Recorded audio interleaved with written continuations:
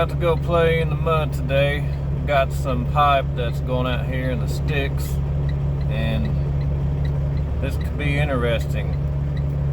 The guy I was talking to earlier, my contact here, was saying that we might need a bulldozer to pull me in, and then I'm going to have to back out because you can't turn around at this site. And it's been raining all day. There's a guy I'm waiting on right now. He should be backing out of here anytime. So I'm just sitting out here waiting. And as you can see, the truck is covered in mud.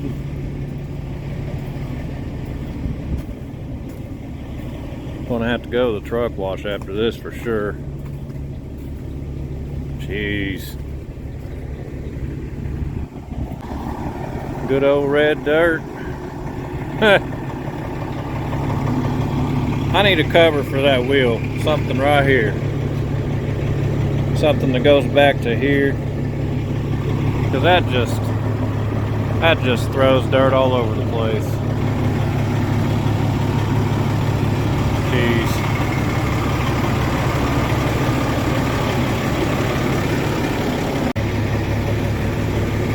Well, I said red dirt, but this is sand right here, which ain't too bad when it's wet.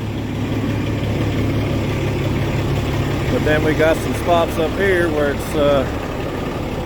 it's kind of mixed. This guy should be coming out of here at any time. At least from what I was told. Hopefully he didn't get stuck. Somebody didn't swing wide enough, ran off there in the ditch coming in here, or maybe coming out. There's that red dirt I was talking about.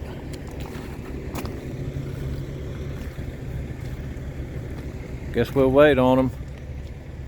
See how this goes.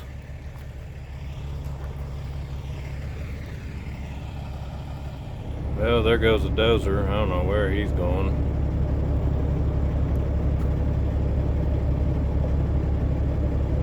Huh. Well, I'm still sitting here waiting on this guy to back out. And little thing I do on trips like this, because I was not getting any answers from my contact on this load as far as how bad the roads might be, you know, what I might be up against. So what I do on loads like this, I'll pick up a little later than I normally would, and since there was another truck on it, let him be the guinea pig. So I'm gonna watch him when he backs out of here, and if he backs out of here and his truck's all tore up, you can bet your ass I'm turning around and taking this load right back. So I don't think that's going to be the case, but we will see. Well, we made it over here, and of course I forgot to get the footage of me driving over here. I'll tell you what, it's slick over here. It's slicker than snot. I guess the other guy got stuck coming in here, but old red and white, she powered through it like nothing. I think it's going to be a different story coming back out though. It's going to be pretty nasty because I'll be empty. It's times like this I wish I was a broker, you know. Hell, you don't even have to be dressed to be a broker. You can just get up in the morning. You don't even have to get out of bed. Just grab your phone.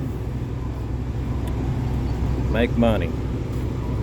Just sit there in your boxers all day. Watch Dexter reruns. Book loads. That's the dream right there. We're out here slaving away in this mud. I give these brokers a hard time, but man, oh man. This ain't no joke. I guess old boy's about to unload me. That's a mud pit out there, man. That's a mud pit. Well, I think I'm just gonna sit in here while he unloads. It's nasty out here. There, he's putting that pipe in over there.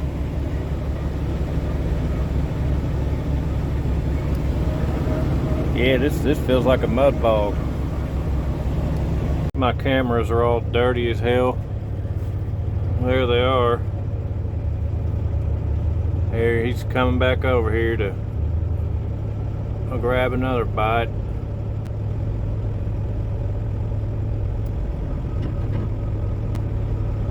Man, he ain't even got a cab on that. I mean, he's got an open cab. You don't see that a lot anymore. Equipment with just an open cab like that. Well, that'd be hot in the summertime. Gotta wrap you a curtain around it for the winter time, keep the heat in. There he goes.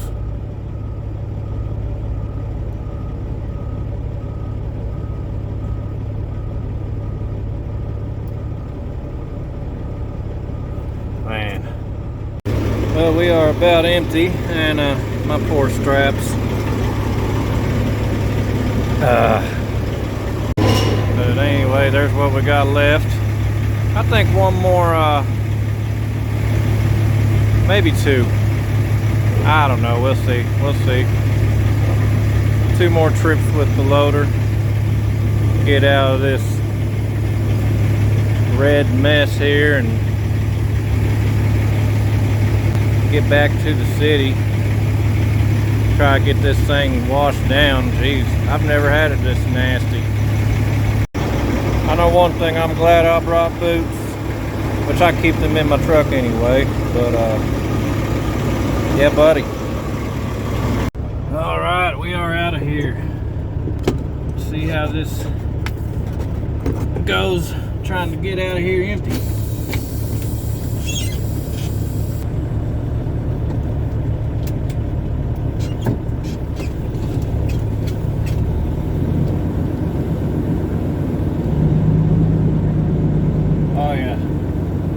Different story. A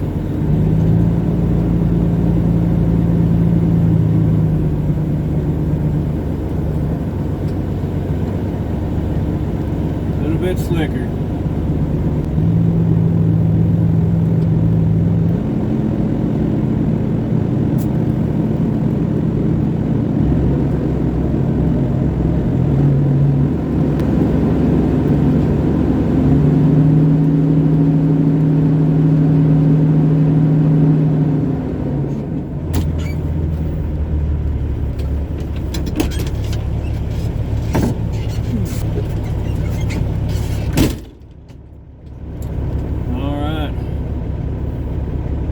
That didn't take much.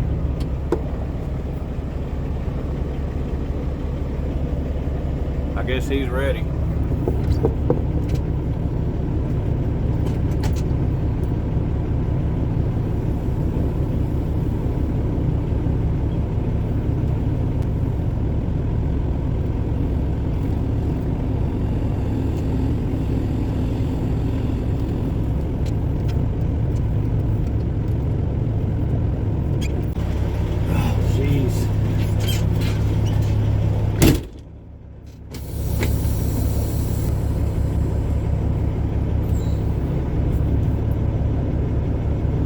Well, I guess we're unhooked now.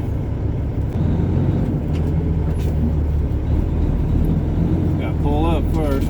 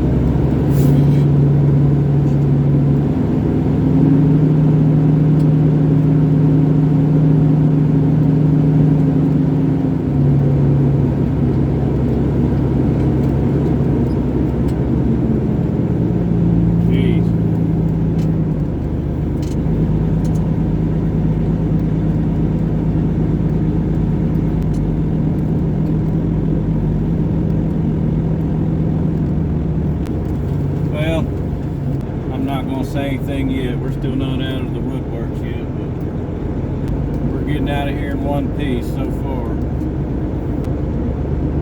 I didn't make a lot of money on this load, but it is what it is. Because this truck wash is probably going to charge me extra. Plus a turnpike. You never know what you're going to run into with oil field deliveries, that's for sure.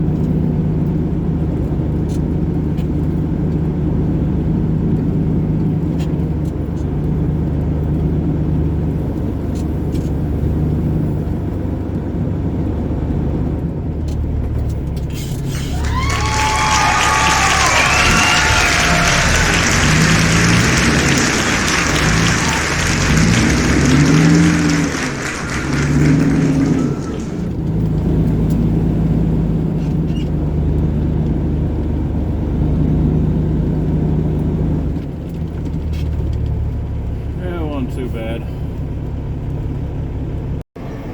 Well, we made it out alive, just barely, and putting up the rest of these 4x4s right here. All right, well, we're about to roll out. Get you one last shot of all that mudslinging action. Ain't no joke. Hell, the spare tire is the cleanest thing on the truck. Looks like I got a super single back here.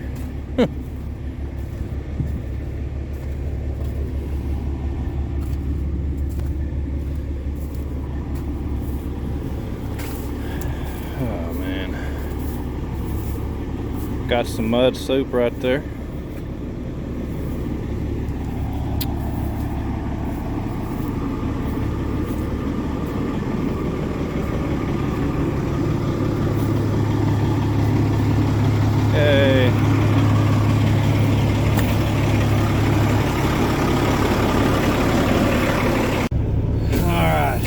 Get the hell out of here.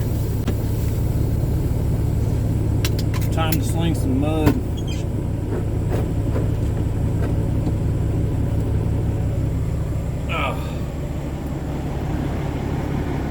See if we can get a shot of that mudslinging action.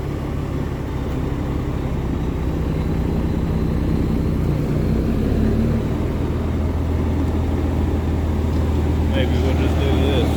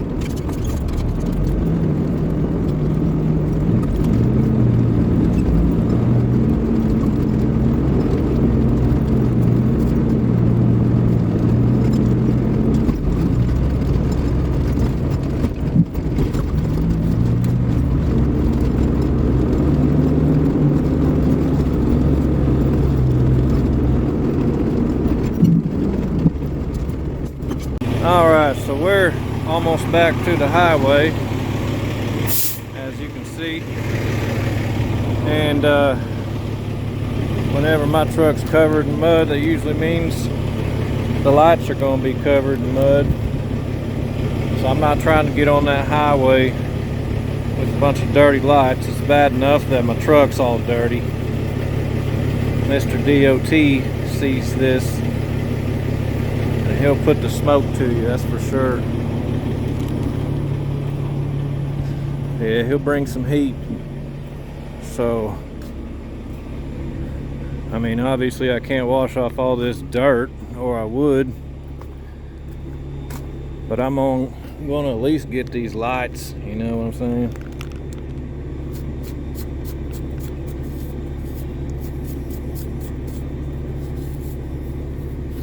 So Mr. DOT, don't pick on me.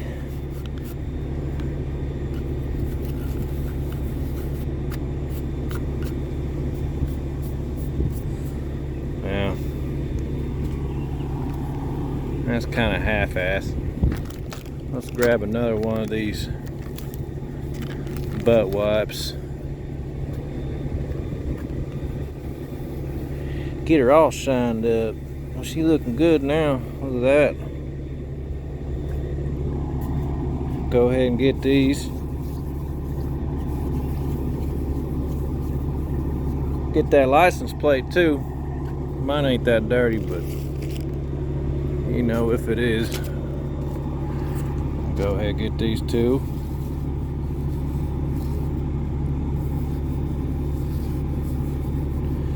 Clean off my little sign.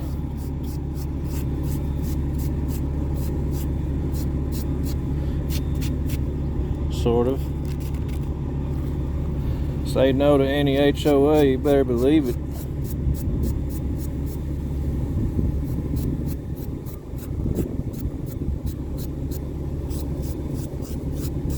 Ah. Damn HOAs are taking over America. You gotta live by their rules, which in a lot of cases discriminate against certain people. Veterans being among that group. I don't really like that. Oh, we got a souvenir.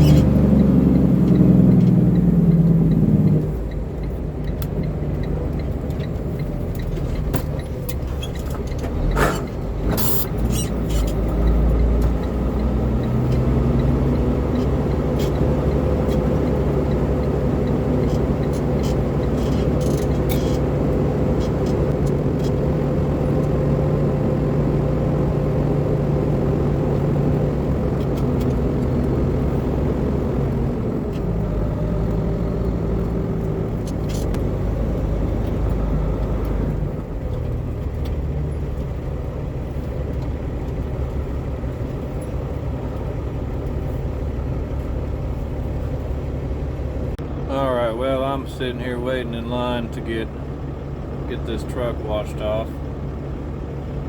And where I'm at, there's 4 truck stops.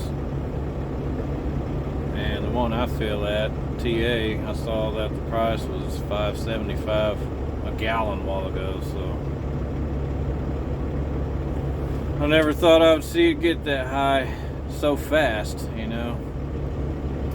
I mean, it was what, a year ago, a little over a year ago, when Trump was still president, that it was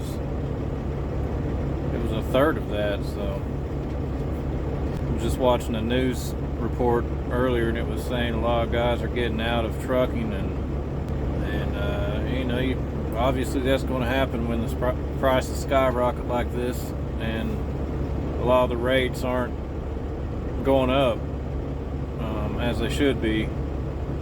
And I've made it to where I don't have to take those loads. And I know a lot of guys, they have so much debt, they have that, whatever their threshold is, they have to meet it every week, even if that means taking some low paying loads. And I don't know, the way I like to do things, I always say that I suffer whenever things are good and I thrive when they're bad, meaning when things are good, I'm out here running hard. I'm trying to make as much money as I can. I'm gone a lot. I'm taking advantage of the situation. I'm tired, but you got to do that so whenever things are bad, you thrive. You stay at home more, you get to relax, and you still do loads. You're just not doing as many. You can be pickier with your loads. The way I see it, when you take those bad loads, all you're doing is enabling that market. So, like if I go out to Denver and I'm getting paid $5 a mile to go out there, I'm making sure that I can come back empty. And there's loads that come out of Denver, go back here, but they try to take advantage of people like me who they know got paid a pretty good rate to come out there, so they think they can offset that by paying nothing, dollar a mile. Well, that's not going to happen. You're just going to have to find somebody else to run that freight. I'd rather go back empty than haul something for $1 a mile. You have a breakdown, a blowout or something, and you're making $1 a mile. A lot of times, whatever that load's paying, it ain't even going to pay for that breakdown. So everything has to be thought out here. Every move you do has to be, you just have to think about everything you do. Every dollar you spend, it has to have some sort of purpose. You can't just be out here spending money willy-nilly, buying yourself a brand new F-250 or one of them Can-Am side-by-sides for whatever, $35,000. Getting yourself stuck with a 3,500 square foot house, and I know it's hard to do. It's hard to, once you get you get some money in your pockets, you want to spend it. But I understand now that money don't last. It runs out eventually. So anyway, that's my sermon for the day. Just got me thinking a lot about this kind of stuff. And I mean, shoot, this car wash right here sucks. It's like $90, but it's got to be done. I can't be driving around with this truck all dirty. Get a dirt clod fall off this truck, hit somebody. That might be it for me. So I like to think that I have compassion and sympathy for guys when they go out. And I guess, I don't know, maybe I'm being a little bit assumptuous. But I would think most of the time, if those guys went out, it's from mismanaging money. I know sometimes there's things that happen, but I would think the majority of the time it's from people spending money like there's no tomorrow. So, I mean, we got a spending problem in America, that's for sure.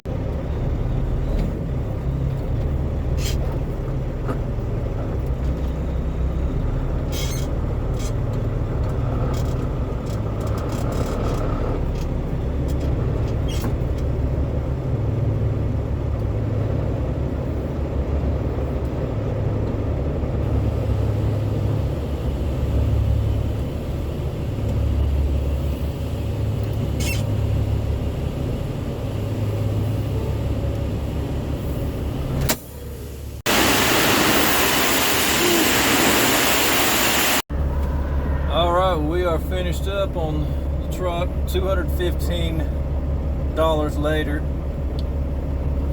Yeah, $215 to wash this bad boy. Normally it's about, I think normally it's about $75 to $90.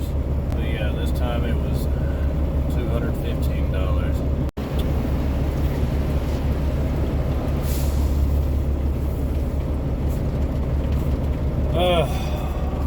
Can't wait to get home after this one.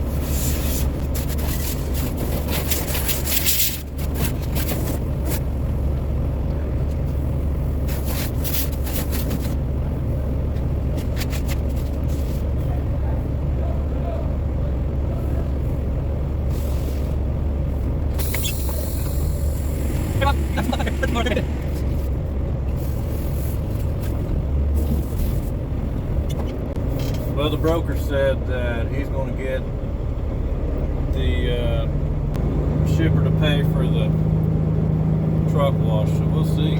They should, because they knew that delivery spot where I went to was going to be muddy as all get out, so.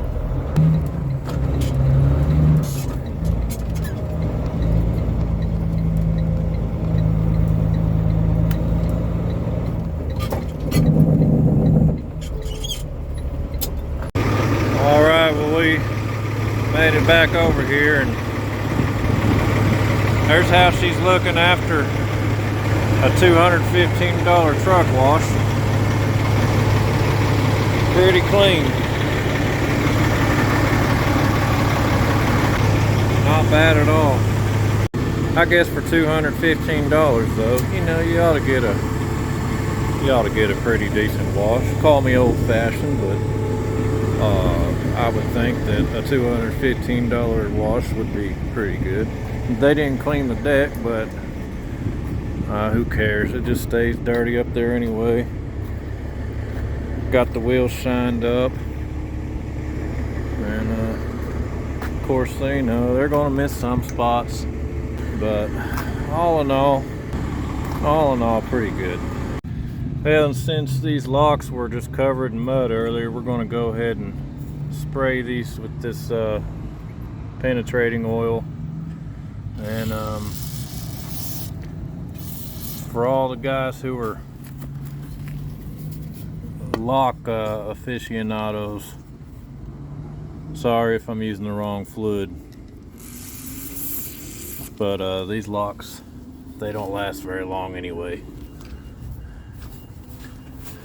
Go ahead and hit this one up.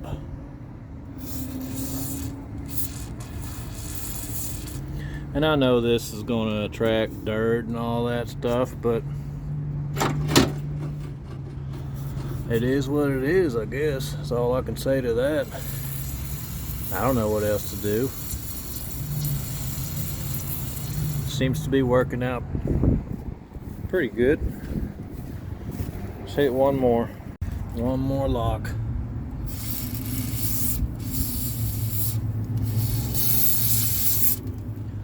And maybe that'll free her up a little bit. Who knows? And one more thing while I'm thinking of it. Never under any circumstances buy a grease gun like this. I don't know the brand of it. It's covered in grease. Anyways, from Tractor Supply. And this thing is straight up grade A garbage. Horrible grease gun. The grease always gets behind the little, whatever you call that thing, plunger thing that's supposed to push the grease up. And so whenever you try to pull this back, whenever you're putting in a new canister, you got grease trapped in there and it squeezes out right here.